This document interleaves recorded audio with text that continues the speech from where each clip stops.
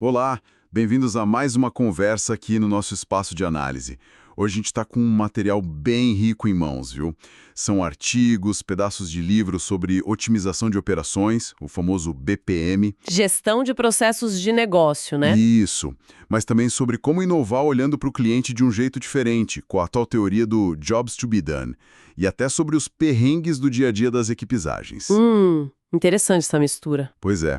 A nossa missão aqui hoje é tentar conectar esses pontos todos, sabe?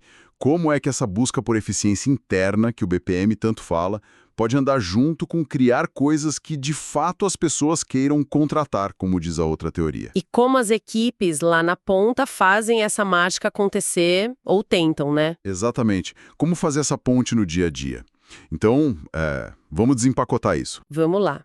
E eu acho que um ponto legal para começar, que vários desses materiais comentam, é que não é só sobre, sei lá, cortar custo ou fazer mais rápido porque sim. Não é eficiência pela eficiência. Não é. A ideia é mais profunda. Alinhar a estratégia da empresa com os processos, sabe? Ter processos que funcionem bem, as pessoas certas, engajadas e a tecnologia ajudando. Tudo isso para entregar valor. Valor que o cliente percebe, né? Exato.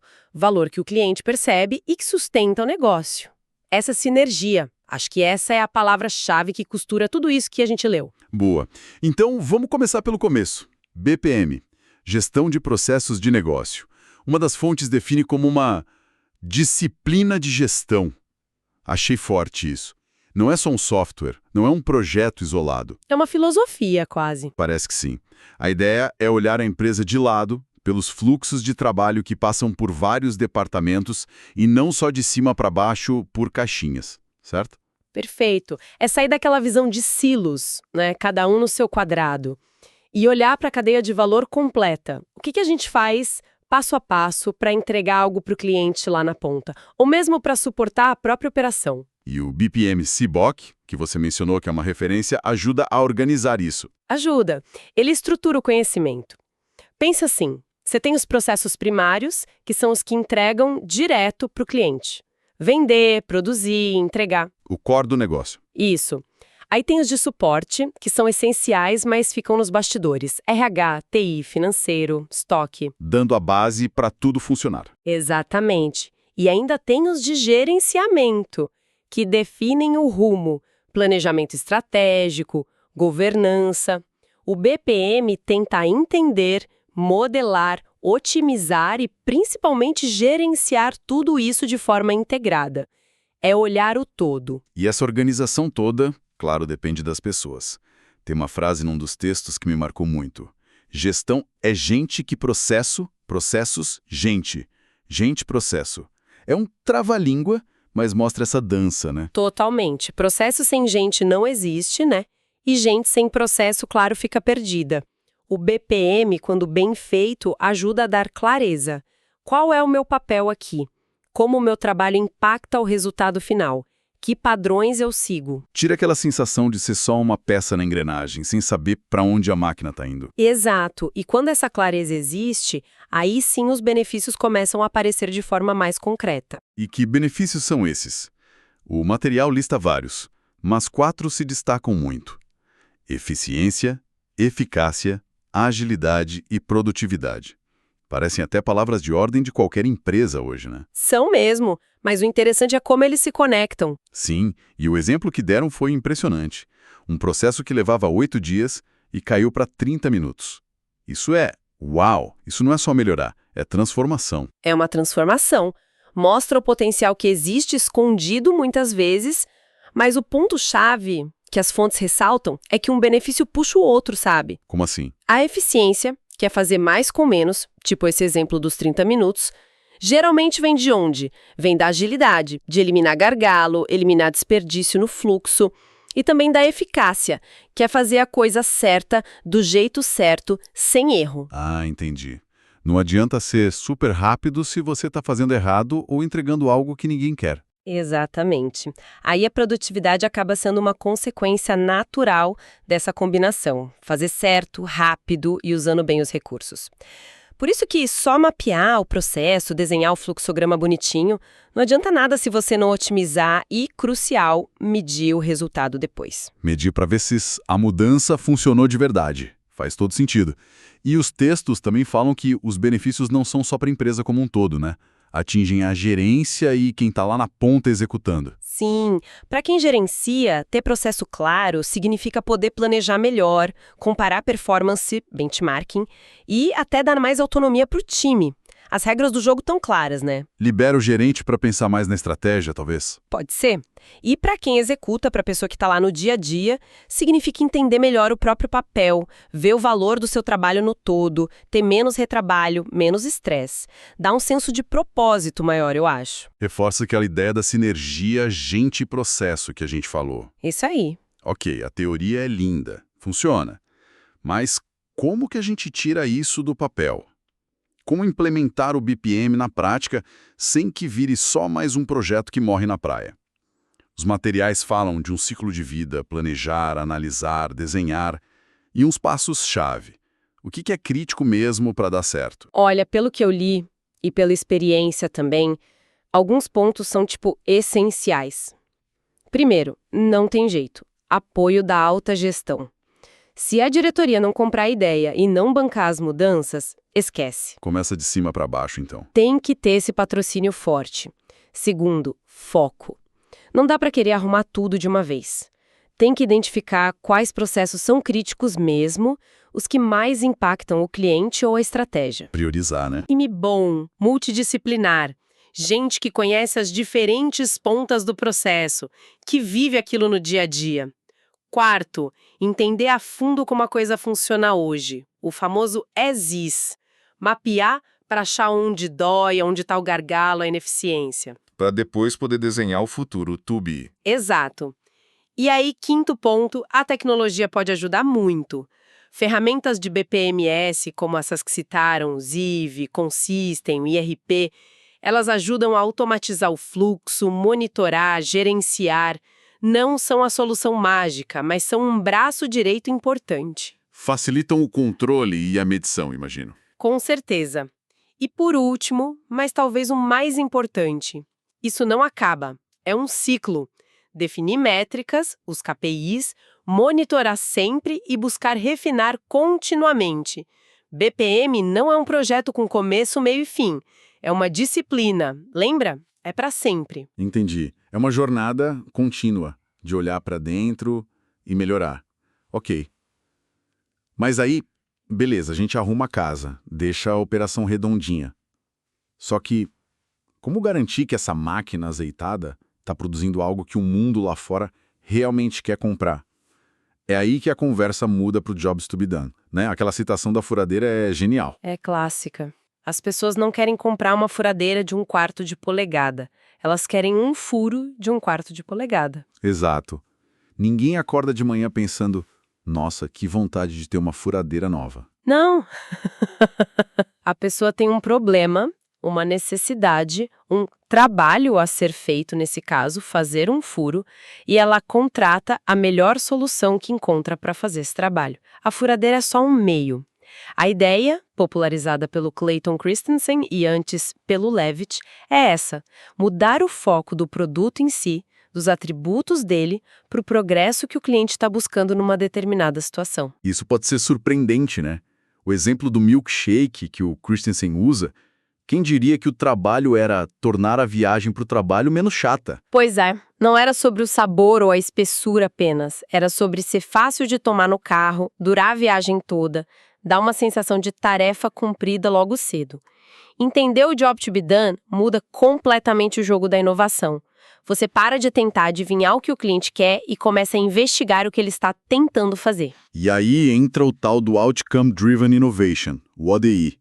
Um dos livros apresenta isso como um método para aplicar o JTBD de forma sistemática.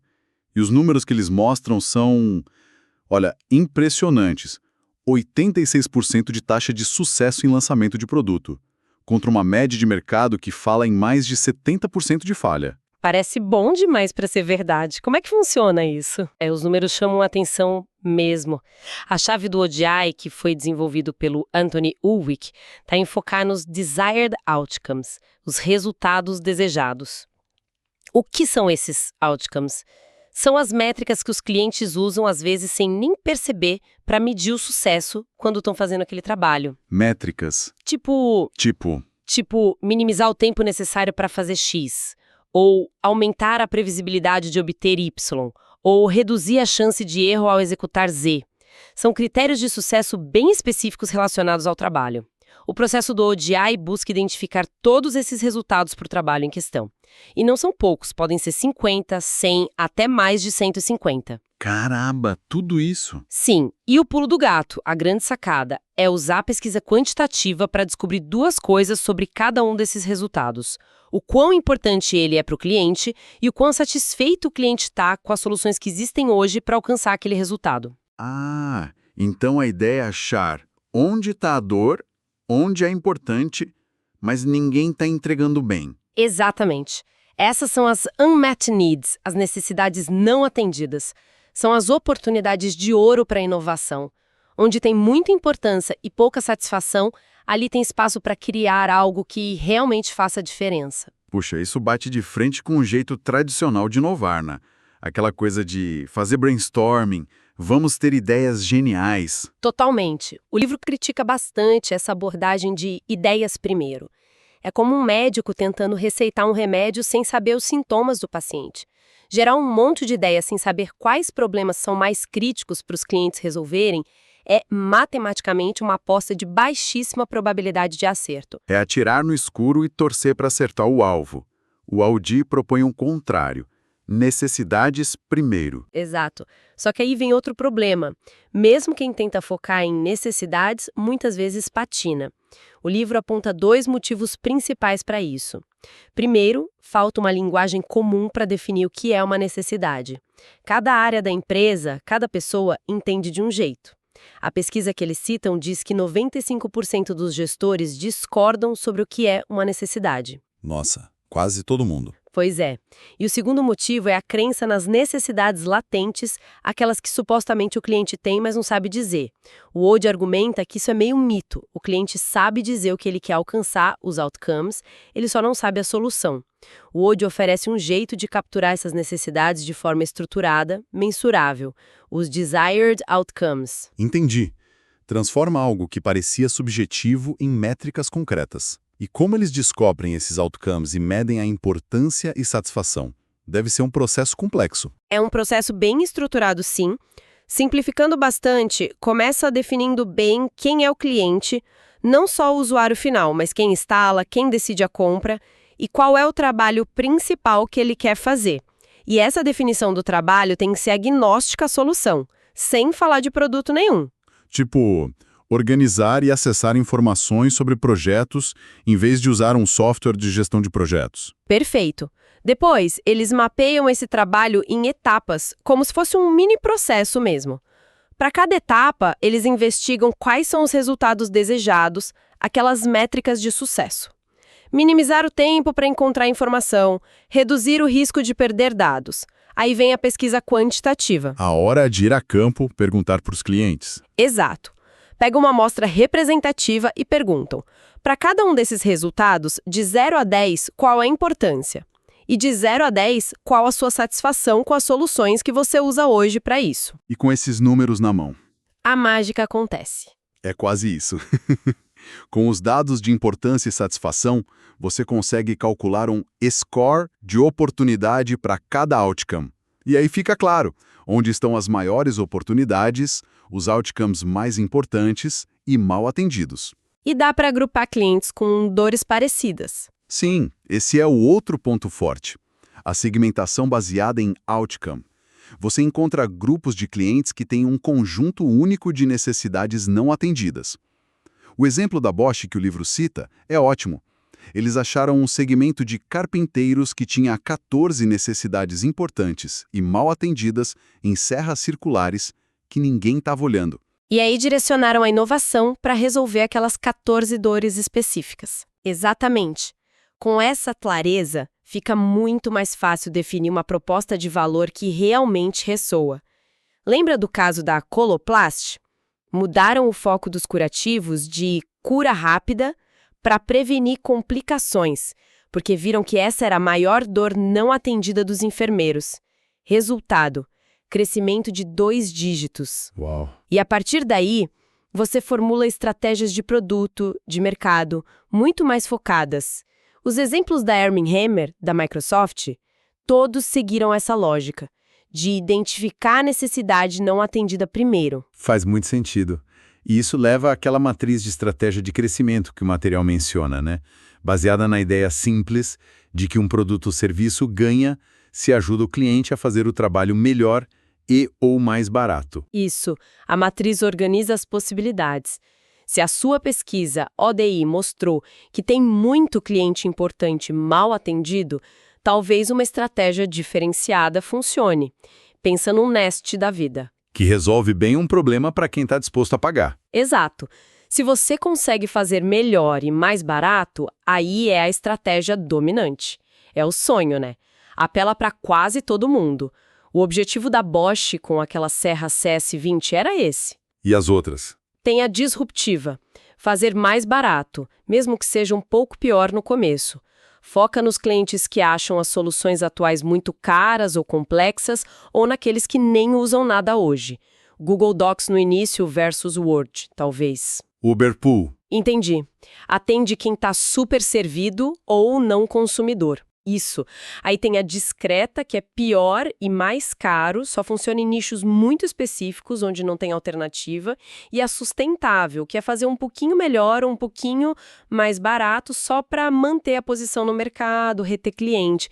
A chave é que a pesquisa hoje te diz quais desses segmentos, mal servidos, super servidos, existem e qual o tamanho deles para você escolher a estratégia com mais chance de dar certo. Fascinante. É conectar a dor do cliente direto na estratégia da empresa. Agora, trazendo isso mais para o chão de fábrica, ou melhor, para as equipes de desenvolvimento que estão lá tentando construir essas soluções. Como que o mundo ágil entra nessa conversa? Um dos livros que a gente viu, o Sprint a Sprint, fala bem do dia a dia, dos rituais do Scrum, Kanban, mas também das dores, né? Sim, e a gente vê muitos ecos, muitas conexões. O próprio Manifesto Ágil lá atrás já falava indivíduos e interações mais que processos e ferramentas. Verdade. As práticas ágeis, como as sprints do Scrum, que tentam dar cadência e foco, ou o fluxo visual do Kanban para enxergar o trabalho, a Lean Inception para alinhar o time no que é essencial para o MVP. Tudo isso, no fundo, busca eficiência, busca entregar valor mais rápido, busca aprender com o feedback. Conversa muito com o BPM e com o foco no valor do JTBOD. Em teoria, deveria ser o motor para colocar essas ideias em prática. Deveria. Mas o livro Sprint a Sprint mostra que a realidade nem sempre é essa maravilha, né? Ele escancara os problemas. O Product Owner, PO, sobrecarregado, sem tempo, às vezes sem clareza do que é valor. Aquele PO dividido entre vários times, né? Um clássico. Reuniões importantes como a retrospectiva sendo canceladas, o que quebra totalmente o ciclo de melhoria contínua. Que é a alma do ágil, né? Exato. Um excesso de investigações técnicas, os spikes, muitas vezes porque falta direcionamento claro do negócio sobre qual problema resolver, times com pessoas compartilhadas que nunca estão 100% focadas, são dores muito reais. E isso me fez pensar. Ter o processo, seja ele BPM ou ágil, e até ter a clareza do job to be done lá na estratégia, não garante nada se a dinâmica da equipe no dia a dia falha, se a comunicação não flui, se o propósito não está claro para todo mundo, certo? Com certeza. O livro deixa isso muito claro. As cerimônias, as ferramentas ágeis são meios, não são o fim em si. Cancelar a retrospectiva é um sintoma grave de que algo não vai bem. Atrasar a integração de código, como no exemplo da SDK que eles deram, mostra que as partes não estão conversando, que o processo está quebrado na prática. Falta cola, né? Falta cola. E a falta de clareza do PO sobre o que realmente agrega valor para o cliente, talvez porque ninguém investigou o trabalho a fundo, gera um monte de desperdício de esforço em coisas que talvez nem devessem ser feitas. Mostra que, no fim das contas, a clareza de objetivo, o que a gente está tentando resolver, para quem, e a boa e velha comunicação e colaboração dentro da equipe são a base para qualquer metodologia funcionar, seja ela qual for. Então, se a gente for juntar as peças desse quebra-cabeça, parece que a receita de sucesso é uma combinação, né? Precisa da disciplina interna do BPM para garantir que a máquina funcione bem, com eficiência, com consistência. Para arrumar a casa. Isso, arrumar a casa. Mas precisa também da visão externa do JTBD e do ODI para garantir que essa máquina está construindo a coisa certa, resolvendo um problema real, importante para o cliente. Para garantir que a gente está construindo a casa certa, no terreno certo, para quem realmente precisa dela. Perfeito. E a cola que une essas duas coisas, a argamassa, digamos assim, são as equipes. Equipes engajadas, talvez usando métodos ágeis para dar ritmo, mas principalmente com clareza do porquê estão fazendo aquilo e com uma comunicação que flua bem. É uma ótima síntese. É essa interdependência. O BPM cuida da operação, garante que a entrega seja confiável.